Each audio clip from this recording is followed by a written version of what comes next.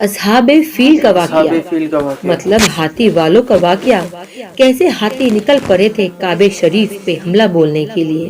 ابی فیل اور لشکر ابابیل کا واقعہ، جب ابراہ نے ہاتھیوں کے ساتھ کعبے پر حملہ کیا، اور اس کا ذکر قرآن پاک میں بھی موجود ہے۔ ہاتھیوں کا ایک بہت ہی بڑا جھنڈ لے کر آیا تھا ابراہ کعبے کو ڈھانے کے لیے، معاذ اللہ، اور خود ہوا نیستنابود۔ نو شاداب چینل سے جب ابراہ نے ہاتھیوں کا جھنڈ لے کر حملہ کیا کعبے پر، تو شروع کرتے ہیں اس ویڈیو کو یہیں سے۔ اس ویڈیو کا اوریجنل لنک آپ کو ڈسکرپشن میں مل جائے گا، تو شروع کرتے ہیں۔ اصحاب فیل کا واقعہ مطلب ہاتھی والوں کا واقعہ، کیسے ہاتھی نکل پڑے تھے کعبے شریف پہ حملہ بولنے کے لیے، اور کیسے اللہ تعالیٰ نے چھوٹے سے پرندے بھیج کے اور چھوٹے سے کنکروں سے ان کو نیست نابود کر دیا۔ حضور اقدس صلی اللہ علیہ وسلم کی پیدائش سے کچھ ہی دن پہلے یمن کا بادشاہ ابرہ ہاتھیوں کی فوج لے کر کعبہ ڈھانے کے لیے مکہ پر حملہ آور ہوا تھا۔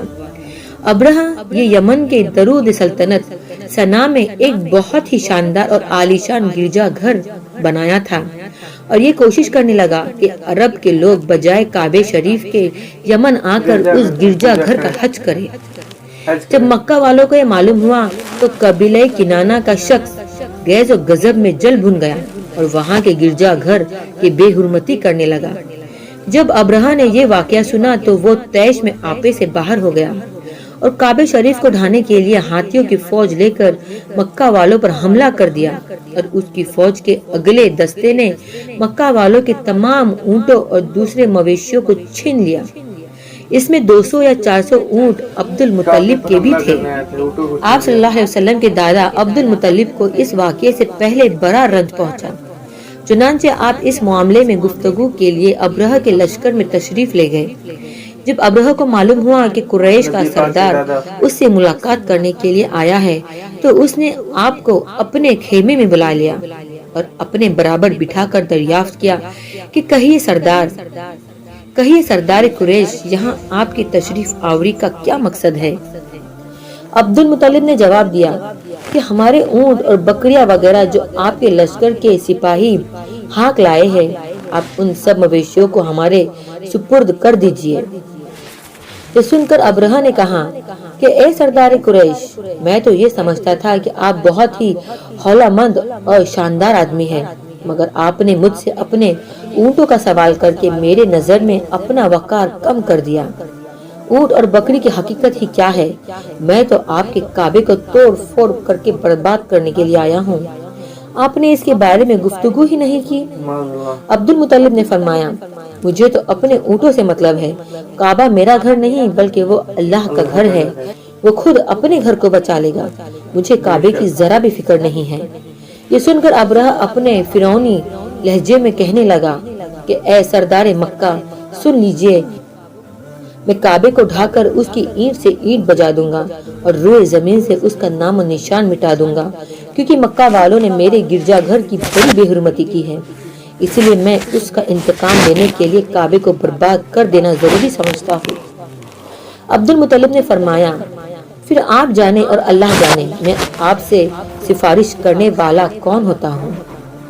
اس گفتگو کے بعد ابرہ نے تمام جانوروں کو واپس کر دینے کا حکم دے دیا، اور عبد المطلب تمام اونٹوں اور بکریوں کو ساتھ لے کر اپنے گھر چلے آئے اور مکہ والوں سے فرمایا کہ تم لوگ اپنے مال مویشیوں کو لے کر مکہ سے نکل جاؤ اور پہاڑیوں کی چوٹیوں پر چڑھ کر اور دروں میں چھپ کر پناہ لو۔ مکہ والوں سے یہ کہہ کر اور پھر خود اپنے خاندان کے چند آدمیوں کو ساتھ لے کر خانہ کعبہ میں گئے اور دروازے کو ہلکا سا پکڑ کر انتہائی بے قراری اور گریہ و جاری کے ساتھ دربار باری تعالیٰ میں دعا مانگنے لگے کہ اے اللہ، بے شک ہر شخص اپنے گھر کی حفاظت کرتا ہے، لہٰذا تو بھی اپنے گھر کی حفاظت فرما۔